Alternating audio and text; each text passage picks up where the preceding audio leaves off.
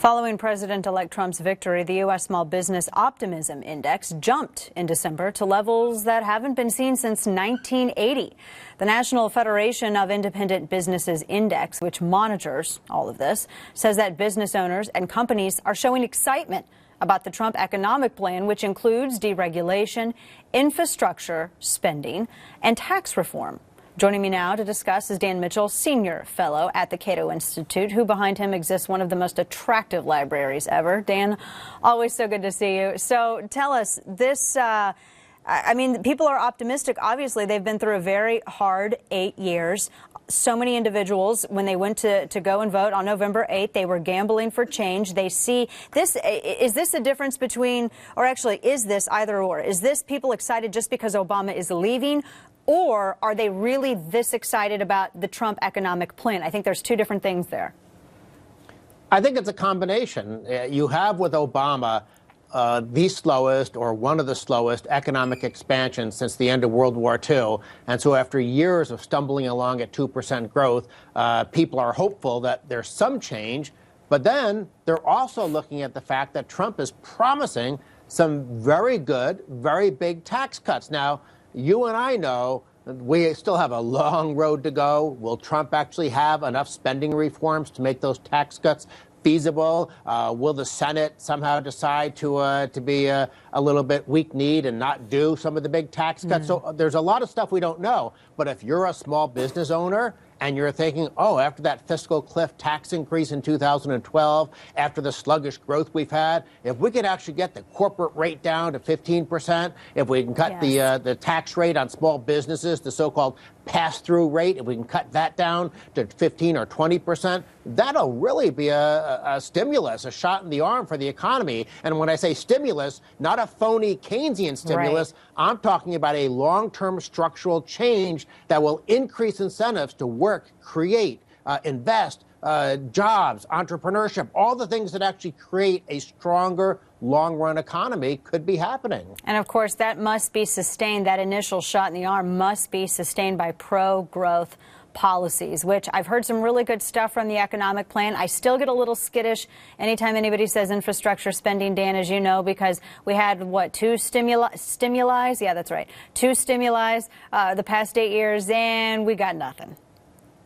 I hope that what Trump is talking about is changing some of the rules we have right now that prevent the private sector from getting involved in things like ports and airports and even roads. And I mean, we are so far behind Europe, of all places, in terms of having the private sector involved in infrastructure. So we could get a lot more money being spent, but being spent intelligently, not on roads to nowhere, but on things that actually increase the country's productive capacity if Trump does it the right way. And frankly, at this stage, I have no idea what he's planning on doing. I know. I'm hoping that rolls out, more details rolls out soon, because in looking at this, I would imagine people are feeling more optimistic. That's giving consumers more confidence to make purchases. This, just to connect the dots, this also means maybe we're going to reverse this trend that we've seen on either teeny tiny job growth, total stagnation, no job growth at all, and we're going to actually start seeing some hiring here.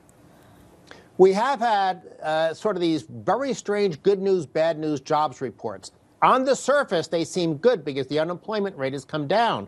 But the labor force participation numbers are still very, very weak. And when we have millions of people that should be in the labor force but aren't, that's a sign that our economy is still not firing on all cylinders. Now, I do want to give you a cautionary note on this NFIB report.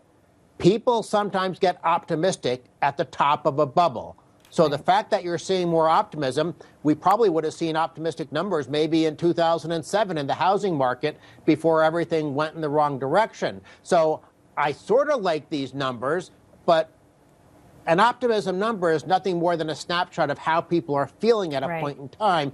Ultimately, we have to do good policies if we want to get the American economy growing at a faster rate and giving people more genuine, sustainable, higher living standards. I knew there was another side of this. Oh, it's great. People are optimistic, but that happens at the top of a bubble, and this is where. Well, it's true though. I mean, but we haven't had though. I mean, it's the highest it's been since 1980. I was 1, in 1980. It's the highest it's been. I haven't seen people be optimistic like this. And you can even hear, you see people out. I think Christmas, there were so many people out. The purchase power of consumers this Christmas was higher than it had been a couple of the previous holidays. That was good news, because I know how those people who watch everything that happens with the market, and they watch retail, they watch that spending. That was sort of kind of an introduction to some of what we're seeing now. But, as we were talking about, it absolutely has to be backed up by some concrete policies. Last quick question for you, Dan. What is one of the first things that the Trump administration could do to back up this initial Myers cocktail to the economy? What could they do in order to sustain this boost so they can get some more pro-growth stuff happening? Well, I think some of his appointments in terms of regulation, like Pruitt at the EPA, that's a positive sign. But I'm a fiscal policy guy. Right. So what I'm looking for is Trump going to push through a big tax cut? And will it be a sustainable tax cut? In other words, will it be matched with some reforms, especially to entitlements, to sort of slow the growth of spending? But here's a final comment. We might as well end with a little bit of a laugh here. Remember election night when Paul Krugman said, Trump being elected is going to be the start of a global recession? Yes. Now, to be fair, economists are always bad forecasters, whether they're good economists or bad economists. But I think what the economy is showing right now, and what these optimism numbers show now, is that if there's at least a promise of smaller government and lower taxes, people get excited. So hopefully Washington will deliver. There you go. Dan Mitchell with the Cato Institute. Dan, always so good to see you. Thank you for joining us. Thank you.